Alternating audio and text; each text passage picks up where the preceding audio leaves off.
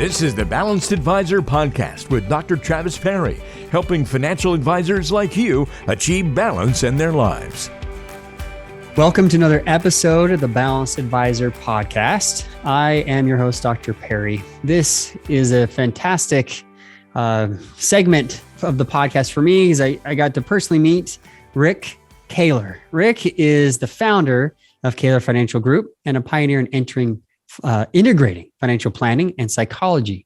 Rick is one of the founders of financial therapy and recognized internationally for his pioneering work in that field. His work and research has been featured or cited in scores of national and international periodicals, books, and broadcasts. He is in his 31st year of writing a weekly column on personal finance that appears in several print and digital publications. He's the co-author of 4 books, Blending Financial Planning and Therapy, and producer of the Financial Therapy podcast. It's not just about the money. Welcome, Rick, to the podcast. Thank you, Travis. It's really great to be here. Yeah, pleasure. And we got to geek out a little bit too much before the actual start recording of this podcast today. We have so much. I'm holding Rick's book in my hand because I've used this not only as a PhD student, the first edition, but then I used Facilitating Financial Health, the second edition, when I was teaching in academia. And I still use this with clients, with church groups, with youth groups as I've been teaching them about their money scripts, money history, the money psychology. So grateful to be able to meet you, Rick, and to have you on the show. So thank you for your time. Yeah, thank you for all the kind words of the books. Of course, when you're writing a book or even doing a podcast, you kind of wonder, is anybody listening, right? Right. And it's heartening to know the impact that some of this work has had. Yeah, 100%. It definitely has affected my career. And it's so great to be able to meet you and talk with you today. So we talked a little bit about how you got into this industry anyway. You said you started off as a real estate broker. Tell us about how you ended up where you are today.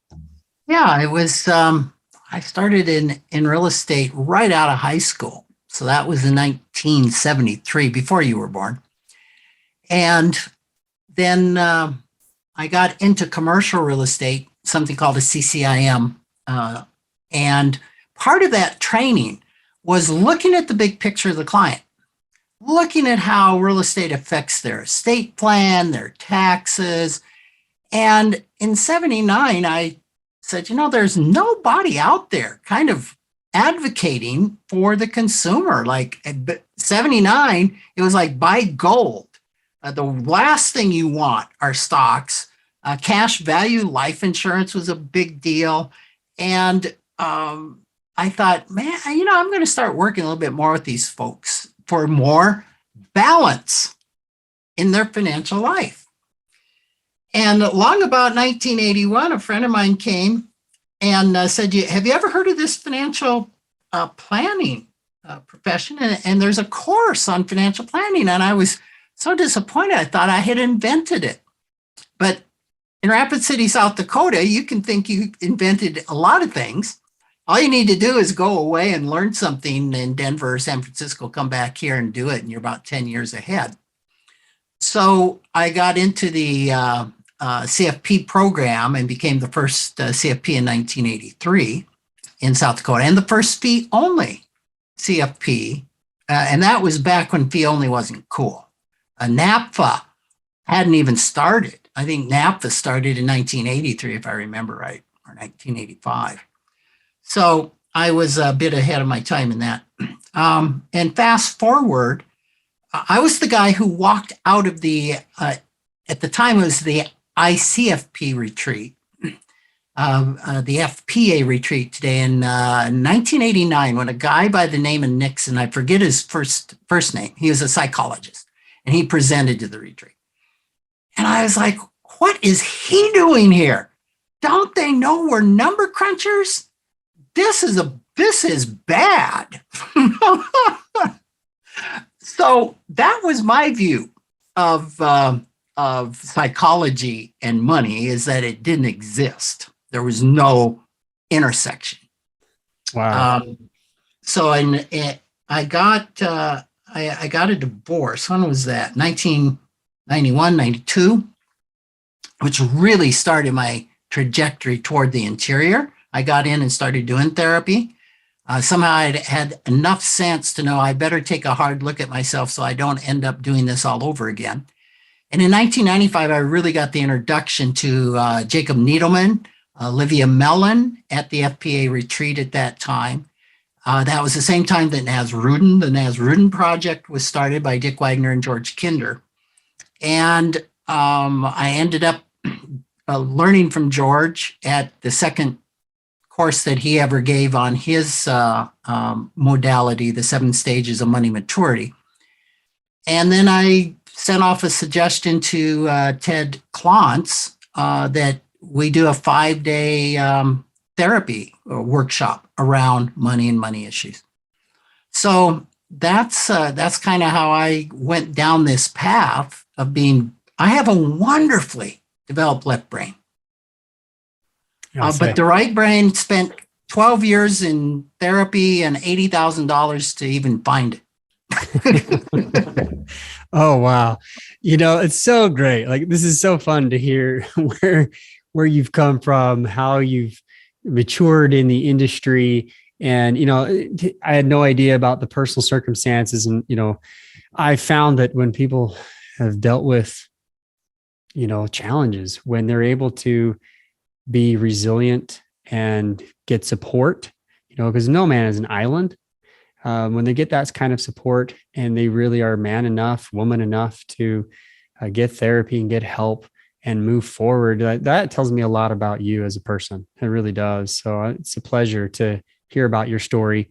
But I know, you've done a lot of work. You've been, at every financial therapy meeting and you've been a really big part of that beginning. And you have this podcast. It's not just about the money, where you said you just dropped a whole segment on workaholism I'm going to have to go listen to.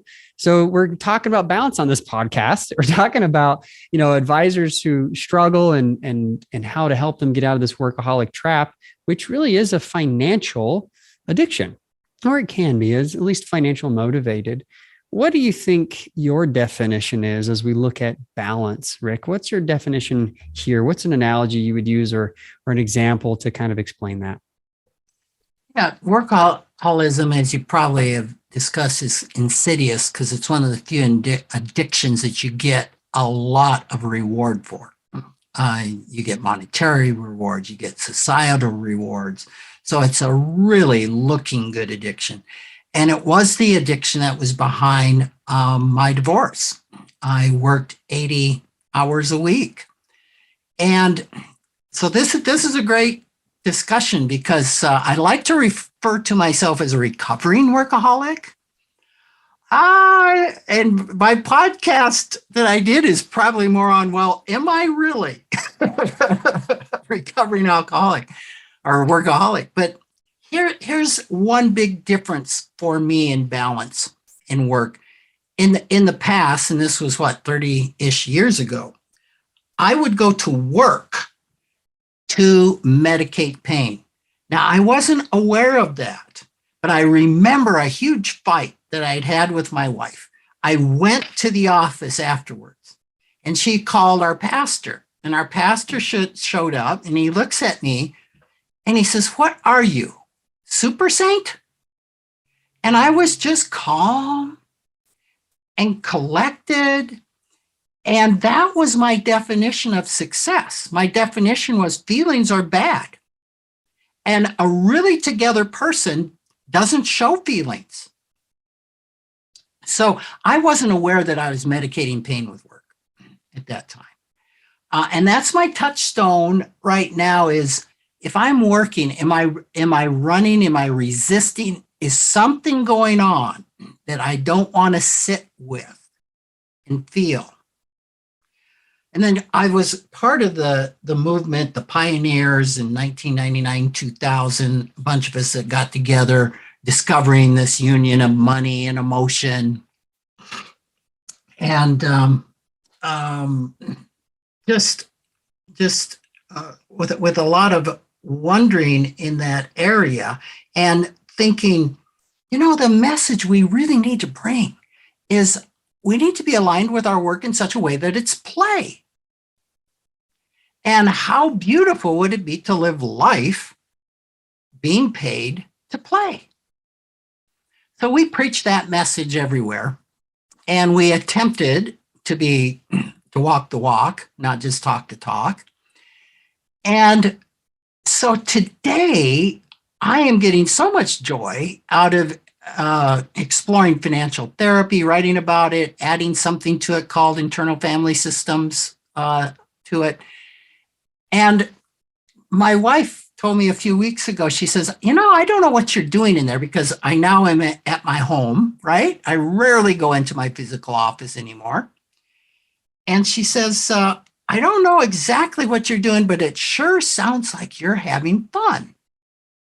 She's probably overhearing this right now. Right. And I am. And I have never been busier. I've never worked more. I work weekends. I work days. But am I working or am I playing? I mean, I'm writing. I have 5 different projects right now, white papers, books, and things that I'm writing. So this is a really great question, Travis. Yeah. Rick, you're not the first one that's brought this up. Well, Travis, I really enjoy my work. You've taken it to another level, Rick. I mean, it's play. So is it hobby or is it work?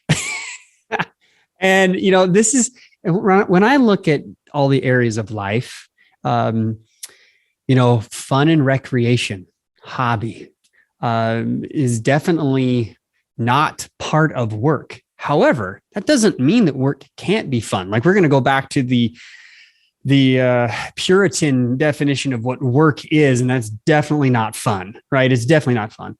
But if we looked on the other side of it, the way the American society has been, is like, do something that you enjoy and you'll never work a day in your life. Like, that whole idea is what you're kind of representing. And I think it can be both. I really do. But there needs to be some separation so that your brain cannot be working all day long. Because I hear this from advisors every single day. Travis, I can't turn it off.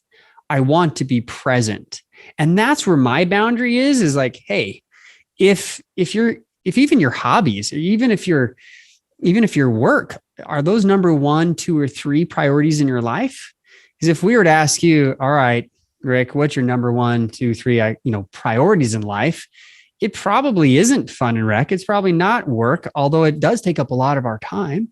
It probably is your spiritual health, your relationships, your physical health. Like, that's what I've seen over and over again with interviewing hundreds of advisors, is that's really where the balance is. The balance doesn't have to be in equilibrium, but it is, are we taking care of those top 3 activities? If so, great. Then that's the balance. Does that make sense? It go on for hours. Yeah. So you talked about presence, and like maybe top priorities could be spirituality and relationships, which I would agree with. Here's my problem. See, I'm coming to you. Maybe I better send you a check for this. Yes. All right, welcome to therapy with Travis. I have brought spirituality into what I do, into my play. And I have brought presence and relationships, right? So what I'm doing, especially on the financial therapy side, I mean, if we could parse this, I probably get less joy out of running a financial planning firm than I do out of the financial therapy part. And part of the type of therapy that I use, the modality I use in financial therapy, which is IFS, internal family systems, you spend a ton of time learning how to be present. And this is the same thing in something called the Enneagram. The whole point of the Enneagram is to learn to be present. I mean, it's a really intoxicating idea, right? I've talked about being present for 30 or 40 years, but getting there in any sustainable amount of time is difficult. I remember Ted Clance once said he was present 10% of the time. And I was like, really? Well, you strike me as a pretty present person. And I get today what he was talking about. I'm 5 times more present today than I ever was, because I used to be 1% and I'm up to 5. So, but actually, when I am done with, especially a financial therapy session, it can be the most energizing thing. And it's almost like meditation in the amount of presence that it requires. Where there's some things I do that are draining. Now, I am a Myers-Briggs introvert. Sure. So I recharge by myself, right? Not with people. And so this has been fascinating to me, is with this required type of presence. And I mean, I'm talking really being present, not a part of me doing this. It's bringing those things together. So that's part of the conundrum, right? I mean, I could definitely say my hobby is financial therapy. Now, my hobby, I also have another hobby that I told you about, which is hunting weeds, noxious weeds, right? You used to be a mutual fund hunter. Now you are a weed hunter. You have evolved. Absolutely. And Rick, you bring up a really good point. And I think this is worth teasing. It's worth talking about, but it really is when we talk about these different priorities, I don't set the definition. The client sets the definition. They tell me, well, my spirituality is time meditating. It's time going to church. It's whatever it is. My physical health is going to the gym, or it's riding my mountain bike, or hiking, or surfing, whatever it is for you. And that's what I love about the way that I bring up balance is I'm not a Dave Ramsey of balance saying, here's your 7 baby steps and here's what you've got to do. No, it's all about you and your values. So if you believe that, this is your time, your financial therapy is spiritual time for you, then that's part of your definition. And I'm not going to argue that with you at all. But I think this brings up the point that we each need to define these areas. And then we need to create boundaries so that we really do those highest priorities in our life so we stay balanced. Otherwise, what I've found with especially financial advisors is we make lots of justifications to then say, well, I'm doing this, I'm doing that. So as to appease that part of our brain and let that conscious shame or guilt that we're building up go. Does that make sense? I mean, you're into the therapeutic aspect of this and legacy and other things that come down the chain from family that I find a lot of people, that's how they cope, is then they just justify.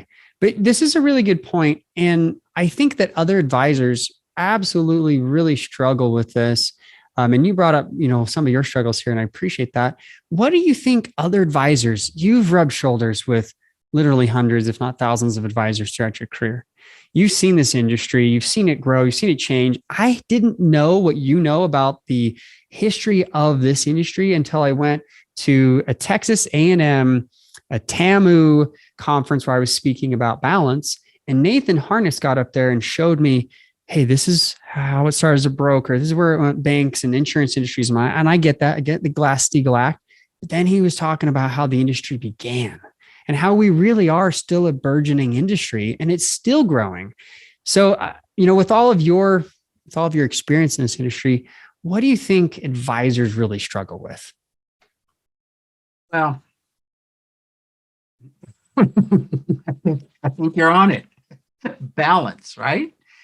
And really enjoying what they do. For example, I have a new planner on our team, and they're starting to go through all of these exercises in the book that you held up, which we use for every client that we onboard. I use for all the financial therapy clients.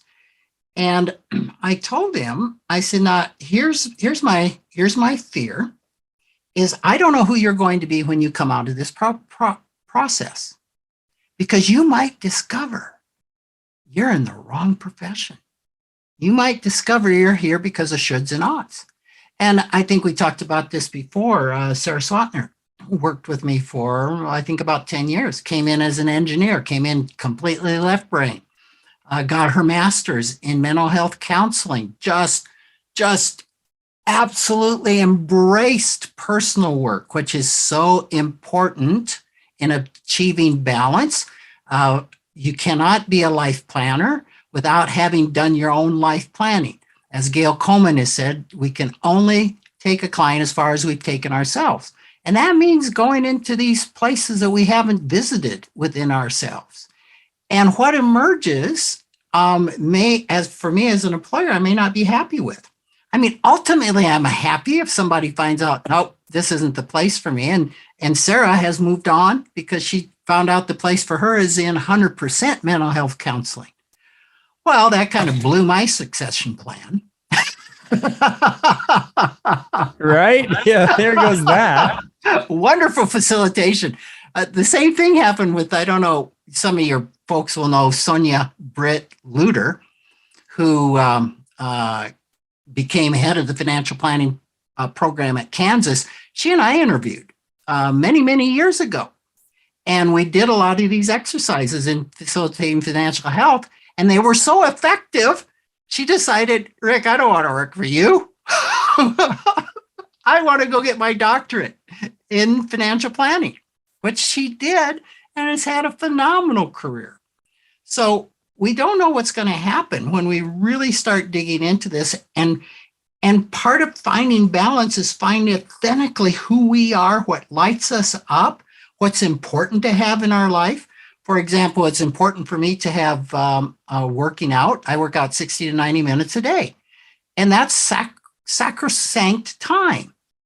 I don't mess with that whatsoever. When I went to an office, I used to hit the door of the office, go in, take a hard left into the conference room and do meditate for 20 minutes. And it was just wired in. I'm a routine guy. My handle on some social media is Rut Man. So I need to really carve those out because I can find all sorts of excuses why doing this client work, preparing for this meeting, doing this, just putting this off just this one time comes into not taking care of myself and not having balance. I think you just hit that out of the park. This is exactly what we talk about so much on this podcast, is the fact that we need to really do those things that are highest priority to us. If it's meditating, prayer, if it's working out, those things that really we need to do versus the justifying, oh yeah, I should do that, but I don't. The shoulds and oughts, as you mentioned. And, so much that even on the macro level, it might be that this is the wrong industry. What we're doing is the wrong thing. I had that moment when I was in Bill Backrack, which we'll have on the show later this year, Bill Backrack's training. And we were talking about values-based financial planning, which I didn't realize would serve to be a foundation for my dissertation work with couples and shared values, as we're trying to navigate, issues with complications with couples and money, as we've talked about in the pre-show. But it happened when he was on the stage, and he basically said, you really need to do your own work. You need to look inward, and you need to ask yourself, are you even in the right industry? He said, because if you want to be doing what I'm doing, instead of, helping clients and as an advisor, if you want to be a trainer, you want to do go do it. And it was interesting. That was 15 years ago, Rick. And I will be having him on my show very soon. And it'd be, just kind of that work. That's proof in the pudding that you really need to do your own work, and not be the cobbler, right? In the whole story of the cobbler's children who run around without shoes. When you really need to be able to do your own planning, your own balance work. I had a show with Brooklyn Brock, who you may know. She helps advisors to do their own financial planning and own exit planning. So you may want to call her now that Sarah's out of the picture. I think Brooklyn's a part of the Nasrudin Project. She might be. Yeah, she's great. We're hopefully be presenting soon on a couple of things together about that whole idea of balance, including an exit strategy and exit plan. So a lot of advisors don't have it. So anyway, great concepts, great discussion. We could probably spend an hour talking about routine, but as we're looking at where we're going and what you're trying to help this whole industry do as balanced advisors, what would you say that you do as a financial therapist that advisors might be needing to do, or at least worth looking into that might help their balance? Yeah. So as you were talking, I was thinking, it's not about being a better planner. The focus at a much higher level needs to not be about how can I be a better planner, but how can I be a more fulfilled, more excited human being? How can I bring things in alignment with me personally? Because focusing on being a better planner can be a lot about formulas and techniques and asking open-ended questions and learning to be with the client. Well, we need to learn to be with us first.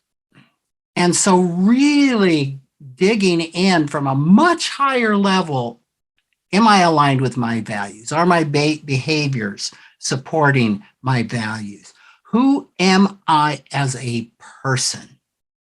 And that can be really scary because, like you said, it could end up that being a planner is not what I want. And one trailhead is if I get done with the day and I'm hating life and most of it's a struggle. One of my planners is raised in Germany, and he told me the other day, he says, in Germany, if work isn't a struggle, something's wrong with you. Work must be a struggle. And I can remember when being a real estate agent was a real struggle for me. So that's where we need to start, is right where you've landed, is what brings balance to my life, not just to my professional life, to me, and what's important to me, and how can I build more of that into my life? Because the byproduct is you'll be a better planner if that's where you land. Beautiful. Well said. Well said. And I'm much aware of the Scandinavian, Nordic, German way of working. And I honestly think that's a big part of our influence, right? As Americans, in our society, who came to this country, and the Puritans who came to settle. And that's really is the driving force of our work ethic. But I think it's quite honestly can be the death of us if we're not careful. And the dangerous, potent cocktail, Rick, is the fact that we're not just paid, like we're paid really well to be an advisor when we do it well, right? But we are helpers. So we want to help our clients. It's not a sale and move on. It's a sale and you're a client for life. And those two, plus the maybe leaving home because we get so much fulfillment for what we do, because it is so amazing, that creates this dangerous cocktail, what I call the workaholic trap. And in that workaholic trap is where I find a lot of advisors who struggle. So if you're in that trap and you're not, aligned with your values, you're not sure really if how to bring into alignment, reach out to Rick, reach out to us here at Make Time Institute, grab the Achieving Balance book, go to achievingBalanceBook.com, pick up your own copy, go check out Rick's profile. Rick, if they want to get in touch with you, how should they reach out to you? Should they be tuned into that podcast you're doing? Yeah, you can Google Rick Kahler podcast, the Financial Therapy Podcast. I think there's only 2 in the world on financial therapy. And find that podcast. You can go to my website at kahler.com. I have a weekly blog. You said at 31 years, that's why I have white hair and you don't. And you can always email me at rick@rickkahler.com. It's been a pleasure to have you on the show. I know we need to be done and move on with the rest of our day and the things that we're about. But thank you, Rick. It's been an absolute joy to meet you and to meet, I'm a little fanboying here right now, but meet an author that I've really been impressed with for a very long time. And guys, I hope you love this. And gals, advisors, balance advisors out there, I hope you really enjoyed this. Share it, like it, comment, subscribe. Please be a part of this movement and check out Rick's stuff on the Financial Therapy Podcast. Thanks again, Rick. Thank you, Travis. It's been a pleasure.